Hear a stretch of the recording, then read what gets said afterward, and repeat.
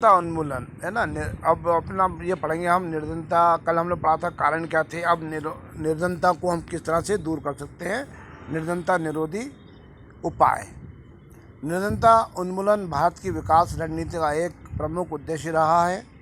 सरकार की वर्तमान निर्धनता निरोधी रणनीति मोटे तौर पर दो कारकों, आर्थिक समृद्धि को प्रोत्साहन और लक्षित निर्धनता निरोधी कार्यक्रमों पर निर्भर करती है।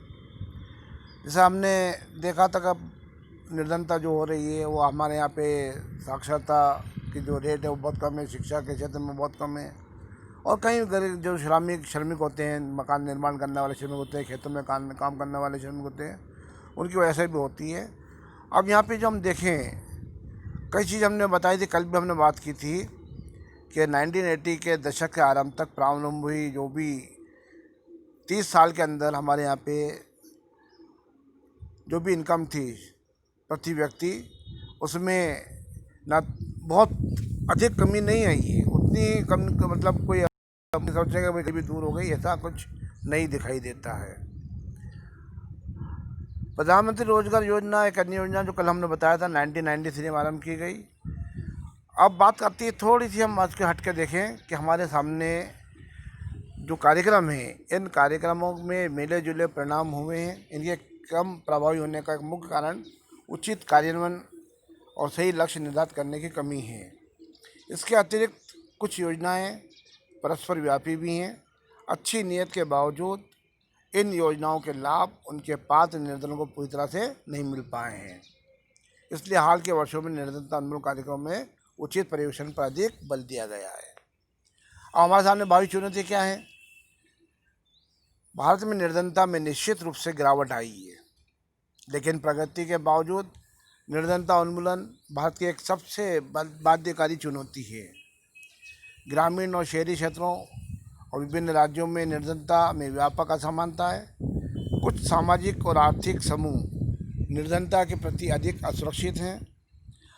आशा की जा रही है कि निर्धनता उन्मूलन में अगले 10 से 15 वर्षों के अधिक प्रगति होगी और यह मुख्यतः उच्च आर्थिक समृद्धि, सार्वजनिक निःशुल्क प्राथमिक शिक्षा पर जोर, जनसंख्या विकास में गिरावट, महिलाओं समाज में आर्थिक रूप से कमजोर लोगों के बढ़ते सशक्तिकरण के कारण संभव हो सकेगा। लोगों के लिए निर्धनता की आधिकारिक परिभाषा केवल एक सीमित भाग पर लागू होती है। यह न्यूनतम जीवन निर्वाह के उचित स्तर की अपेक्षा जीवन निर्वाह के न्यूनतम स्तर पर के विषय में है।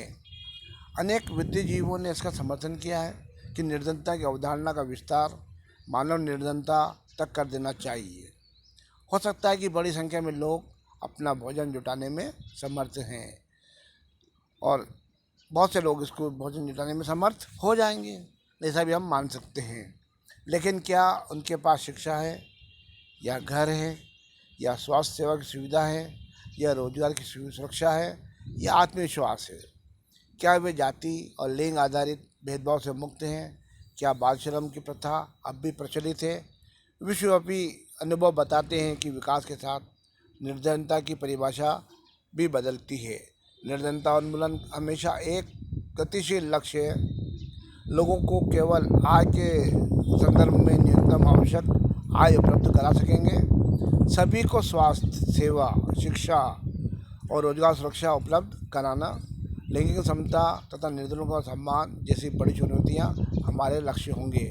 ये और भी बड़े काम के होंगे। अब हम कुल मिला के देखते हैं कि इस चैप्टर के अंदर हमने क्या देखा। इसका जो सारांश है, कंक्लूजन निकाले हम, तो देखा कि निर्धनता के अनेक आयाम हैं। जो हम देखते हैं निर्धनता कई तरह से होती है, कई प्रकार की होती है। सामान्यतः इसे निर्धनता रेखा की अवधारणा के द्वारा मापा जाता है। इस अवधारणा के द्वारा हमने निर्धनता में मुख्य वैश्विक तथा राष्ट्रीय प्रवृत्तियों का विश्लेषण किया है। परंतु हाल के वर्षों में निर्धनता का विश्लेषण सामाजिक अपरजन जैसी अनेक नई अवधारणाओं के द्वारा समृद्ध हो रहा है। इसी प्रकार चुनौतियाँ भी बढ़ती जा रही हैं, क्योंकि विद्वान लोग इस अवधारणा का मानव निर्धनता से विस्तार कर रहे हैं। यह हमने देख लिया। अब हमारा पूरा चैप्टर निर्धनता एक चुनौती यहाँ पर समाप्त होता है। अब आपको क्या करना है, नीचे जो क्वेश्चन दे रखे हैं, इन क्वेश्चनों को अपनी कॉपी के अंदर लिखना है, करना है। और जो प्रोजेक्ट है इसके अंदर